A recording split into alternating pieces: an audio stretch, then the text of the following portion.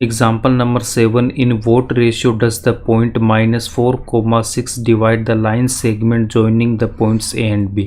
Example number 7 में हमारे पास में दो पॉइंट गिवन है A एंड B। उसके बाद हमसे क्या बोला कि R पॉइंट के कोऑर्डिनेट हमें गिवन है -4,6।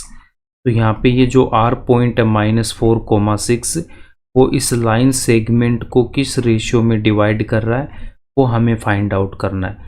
और रेशियो को आपको मैंने क्या बता रखा कि m1:m2 या फिर हम इसको क्या लेते हैं k:1। तो हम k:1 लेके इसको सोल्व करते हैं और यहाँ से हम क्या करेंगे R पॉइंट के कोऑर्डिनेट्स फाइंड आउट करेंगे। उसके बाद x कोऑर्डिनेट को -4 के इक्वल करेंगे, y कोऑर्डिनेट को 6 के इक्वल करेंगे। इसी एक को हम इक्वल करने से हमारे पास k की वैल्यू आएगी, उससे इसका रेशियो फाइंड आउट हो जाएगा।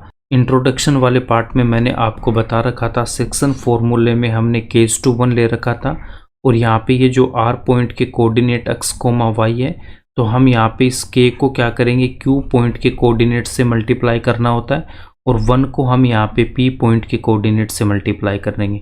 x कोऑर्डिनेट फाइंड आउट करने के लिए आप क्या करोगे k को मल्टीप्लाई करेंगे x2 से तो kx2 प्लस 1 को मल्टीप्लाई करूंगा x1 से तो 1 इंटू x1 और डिनोमिनेटर में k प्लस का 1 आएगा। y कोऑर्डिनेट फाइंड आउट करने के लिए सेम यहाँ पे k को मल्टीप्लाई करेंगे y2 से प्लस और 1 को मल्टीप्लाई करेंगे y1 से और डिनोमिनेटर में k प्लस 1 और यहाँ पे हमारे पास में r के कोऑर्डिनेट आ जाएंगे। अब हमें यहाँ पे गिवन क्या है p और q की जगह आपको पॉइंट क्या दे रखा है a एंड b। तो हम यहाँ पे क्या लेते हैं a और b लेते हैं, ठीक है। तो p और q की जगह आपको a और b दे रखा है और r पॉइंट के कोऑर्डिनेट -4,6 गिवन है। तो यहाँ से अगर मैं a पॉइंट के कोऑर्डिनेट को x1 y1 और यहाँ पे b पॉइंट के कोऑर्डिनेट को x2 y2 और इस रेशियो को अगर मैं k:1 लेता हूँ तो हमें यहाँ पे गिवन क्या है कि R पॉइंट के कोऑर्डिनेट हमें गिवन है -4,6 इक्वल्स टू। अभी इस फॉर्मूले से हमारे पास में जो R आएगा उसका x कोऑर्डिनेट क्या हो जाएगा। x कोऑर्डिनेट के लिए आपको क्या बता रखा है, इस k को मल्टीप्लाई करेंगे यहाँ पे x2 से तो कितना आ जाएगा k और x2 की वैल्यू कितनी 3। तो यहाँ पे हम क्या लिखेंगे k इंटू 3 प्लस उसके बाद इस 1 को मल्टीप्लाई करूँगा x1 से तो 1 इंटू x1 की वैल्यू कितनी -6 तो 1 इंटू -6 और डिनोमिनेटर में कितना आएगा k प्लस का 1 k प्लस का 1।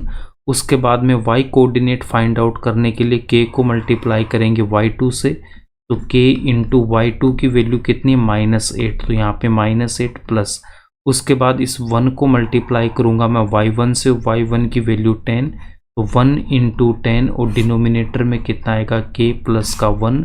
इसके बाद इसको हम सोल्व करेंगे तो यहाँ पे आपके पास में r -4,6 इक्वल्स टू और यहाँ पे इसके जो कोऑर्डिनेट है वो कितने हो जाएंगे आपके पास में। यहाँ पे देखो इसको अगर मैं सोल्व करता हूँ k इंटू 3 तो यहाँ से कितना आएगा मेरे पास में 3k और 1 को मल्टीप्लाई करूँगा -6 से तो -6 और डिनोमिनेटर में k प्लस का 1। उसके बाद इस k को मल्टीप्लाई करेंगे -8 से तो माइनस का 8k प्लस 1 को मल्टीप्लाई करेंगे 10 से तो 10 डिनोमिनेटर में कितना आएगा k प्लस का 1। इसके बाद आपके पास एक फॉर्मूला होता है यहाँ पे, अगर मैं यहाँ पे बात करता हूँ कि x, y इक्वल है a, b के तो यहाँ से हम क्या लिख सकते हैं कि ये जो x है वो किसके इक्वल होगा a के। तो x तो इक्वल होगा a के और ये जो y है वो किसके इक्वल होगा b के इक्वल होगा।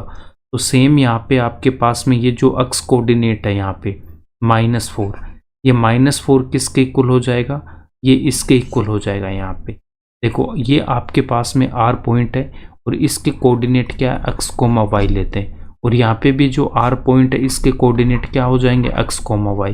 दोनों पॉइंट इक्वल, इसका मतलब x कोऑर्डिनेट x के इक्वल होगा और y कोऑर्डिनेट y के इक्वल होगा। तो यहाँ से आपके पास में 3k -6 अपॉन k प्लस 1 किसके इक्वल होगा -4 के। 3k -6 upon k plus 1 equal किसके -4 के।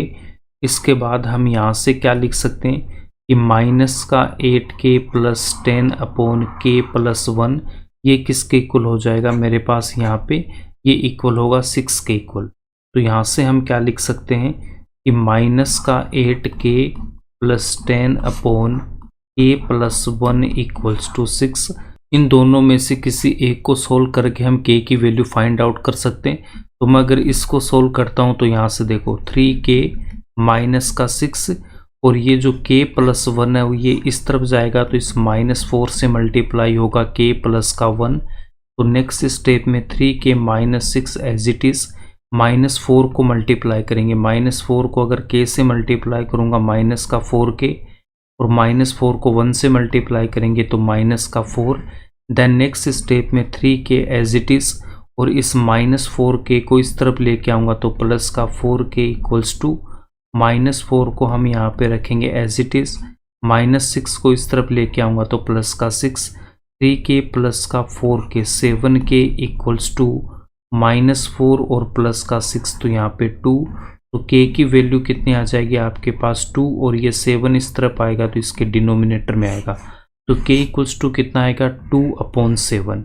तो जो रिक्वायर्ड रेशियो है वो क्या है मेरे पास k:1। तो k की वैल्यू मैं यहाँ से पुट कर दूँ, k की वैल्यू 2/7 और यहाँ पे 1। अब इसको सोल्व करने के लिए यहाँ पे हम क्या करेंगे, ये जो 7 है ये इस तरफ जाएगा तो यहाँ से 2 तो आएगा मेरे पास एज इट इज़ और 1 से मल्टीप्लाई होगा 7। तो जो रेशियो है वो कितना आ जाएगा 2:7। रिक्वायर्ड रेशियो 2:7 है। तो यहाँ पे हम लिखेंगे hence point r -4,6 divides AB in the ratio 2:7। अतः बिंदु R AB को 2:7 में विभाजित करता है। ये इसका आंसर हो जाएगा।